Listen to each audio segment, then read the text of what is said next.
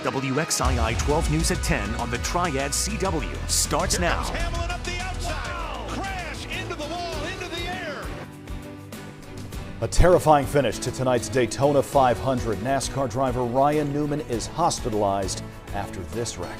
He was rushed to Halifax Hospital in Daytona Beach, and right now there is no word on how he's doing. NASCAR's season opening race and its biggest race of the season ended with most fans in stunned silence. And that is because of a last lap crash involving a veteran driver. Chris Lee is in the studio tonight. Is there any update at all on Ryan Newman at this point, Chris? Well, you guys just said it. All we know is that Ryan Newman is in the hospital in the Daytona Beach, Florida area after a scary crash at the Daytona 500. The race's winner, Denny Hamlin, called the crash the worst case scenario afterwards. Here's the video once again. I'm going to walk you through it. Newman in the 6th car coming out of turn 4. High Point native Ryan Blaney tries to pass. Ryan blocks and then he loses control, and this is where the crash happened. His car then slid, all kinds of fiery skid marks after that. Here's what happened in slow motion, if we can see this again. Newman loses control. Not sure if this is the right video. Here we go. He loses control. He hits the driver's side, then flips onto his roof. The oncoming Corey LaJoie then hits Newman on the driver's side. The car flips again back onto the driver's side where he begins to slide. It's just really scary. We're still waiting on word on Newman's condition, but if you can't help think about Dale Earnhardt Sr., who died 19 years ago tomorrow on the final lap of the Daytona 500, everyone is saying a prayer right now to make sure that this is not the outcome of this race. We're going to hear from Daytona 500 winner Denny Hamlin later on in sports. Okay, Chris, and this is Ryan Newman's 21st year racing at NASCAR's top level. He drives the number 6 Ford Mustang for Roush Fenway Racing. Nothing yet from his team. Ford did tweet this a little bit ago. Our thoughts are with @Ryan J. Newman and his family. We hope to hear good news soon. #Newman Strong. Another Cup Series veteran, Moxville resident Clint Boyer tweeted, "This S is real. We're all on the road together doing what we love. Please let @Ryan J. Newman be okay here." Boyer and Newman have both previously driven for Richard Childress Racing in Welcome. And we also have this from Denny Hamlin's spotter explaining why initially Hamlin was celebrating his Daytona 500 win. Chris Lambert writes, 1. For those hammering Denny Hamlin for his donuts, put the blame on me if you must blame anyone. I told him to slow down on the backstretch and give the emergency staff time to roll, that we had a bad wreck. I saw DH, Denny Hamlin, get in line for lug nut check and assumed he was going to VL, Victory Lane. 2. I then made a beeline down to Jason Jarrett to check on the status of Ryan. I did not communicate any of this information to Denny Hamlin after that because I was only concerned with finding out info on Ryan. That's 100% on me, and I am extremely sorry. New tonight, the man accused of stabbing and dismembering his roommates in Winston-Salem 2.5 years ago has pleaded guilty to the crimes. The judge sentenced Tyrone Gladden today to 2 consecutive life sentences without the possibility of parole. Devette Campbell and Gary Craig's bodies were found behind the Willow Creek apartment on Stagecoach Road back in July of 2017, 1 month after they were last seen. Tonight, the search for answers in a weekend homicide that spans 2 counties. Greensboro police say they got a call from authorities in Kernersville saying that a man who'd been shot showed up to a hospital in Forsyth County early Sunday morning. He died later on from his injuries. Investigators haven't released his name, but say the shooting actually happened on Bunker Hill Road in Greensboro Saturday night during a fight.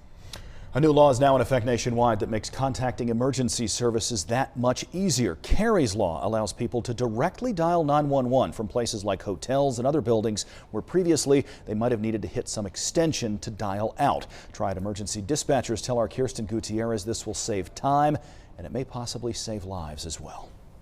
10-4, you're responding with Unit 29. It's a 56-year-old male, shortness of breath, history of throat cancer. For telecommunicators at Forsyth County 911 Center, every call matters. Anywhere from, we just had an entrapment, vehicle rolled off an embankment, breathing difficulties, heart problems. There could be a shooting, a stabbing. There could be a child with something lodged in their throat, anything, you name it. Employee Michelle Lewis needs to be ready at all times, even while being interviewed. So when you've been doing this for a while, you pretty much just kick into gear and you don't think about it. 10-4. you don't think about it. You just pick up and go. Telecommunicators hope Carrie's Law will make things that much easier when calling in an emergency. Emergency services. The law is named after Carrie Hunt, who was murdered in a hotel room in Texas in 2013. It was enacted because a little girl tried to dial 911 from a hotel room, and she did not know. She was 9 years old at the time, and she didn't understand that you had to dial 9 to get an outside line. And so because of that, her 911 call did not go through. And as a result, her mother passed away.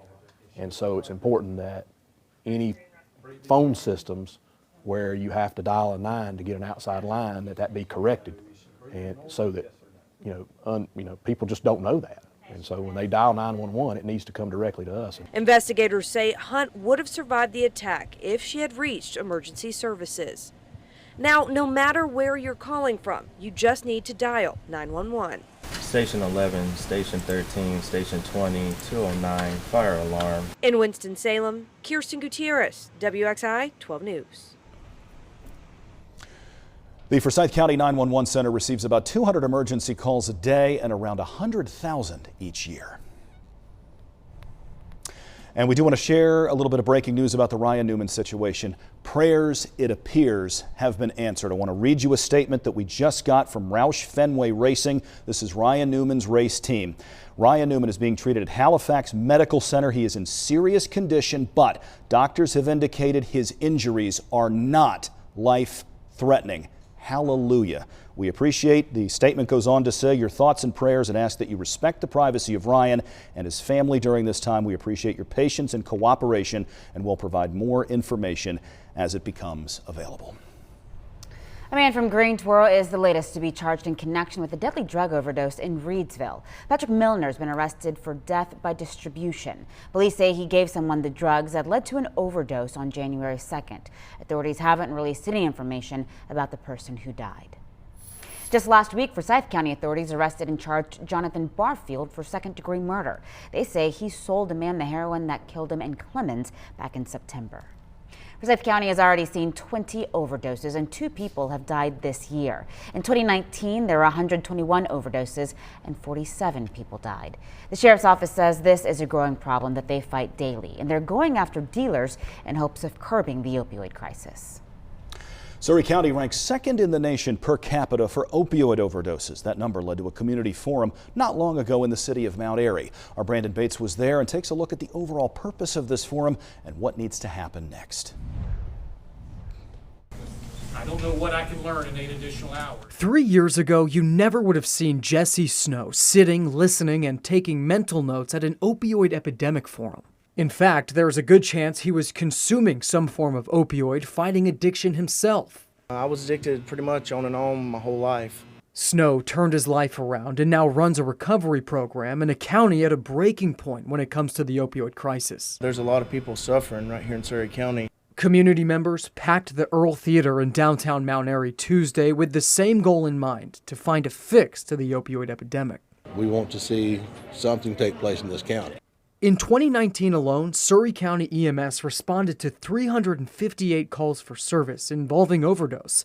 Unfortunately, in some cases, EMS can't help. We lost a daughter, my wife and I, August 23rd, 2018. The Greater Mount Airy Missional Network hosted this forum looking for solutions so people don't have to live through the loss of a loved one like Stephen Odom is doing. We've got to step up. Members on the panel say this needs to be a community effort. People need to support each other and get rid of the stigma against addicts to help fix the issue, because it's not an easy battle. Just ask Jesse Snow. That was one of the hardest battles I've ever had to fight in my life. Speakers at the forum said the fact that so many people showed up was the first step in fighting the crisis, and now it's time to act and implement solutions. Reporting in Mount Airy, Brandon Bates, WXII 12 News.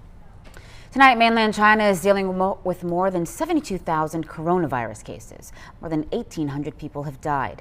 Today, Delta Airlines said it's reaching out to passengers who recently traveled on one of its flights between Honolulu and Japan. The airliner says 2 passengers on that flight are being reportedly treated for the coronavirus. The number of Americans infected has nearly doubled, and tonight, with the arrival of 2 charter planes bringing citizens home from overseas, concern is still growing. As NBC's Miguel Almaguer reports, they're facing a 2-week quarantine back here in this country. Under heavy guard, the largest cluster of Americans infected with the coronavirus arrived in the U.S. today, now headed for treatment.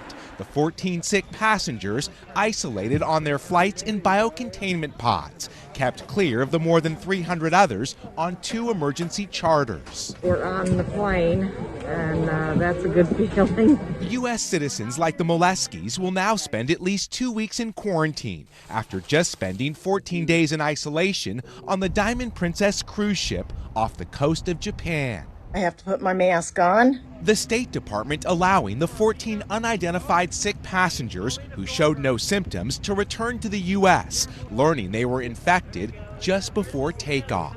Crazy, crazy. But not every American aboard the cruise ship came home. Matthew Smith chose to stay behind. We're trying to maintain the isolation. They told us all along, this is the best way to prevent you from catching it. The nightmare on this cruise ship, not the only trouble at sea. Another cruise liner, the Westerdam, was denied entry at several international ports before 1,000 passengers were finally allowed to disembark in Cambodia. Now confirmation, an 83-year-old American who was aboard and left the ship has the virus and may have exposed others. With the number of cases in China now soaring above 70,000 and the death toll approaching 2,000, the virus is spreading to more corners of the world.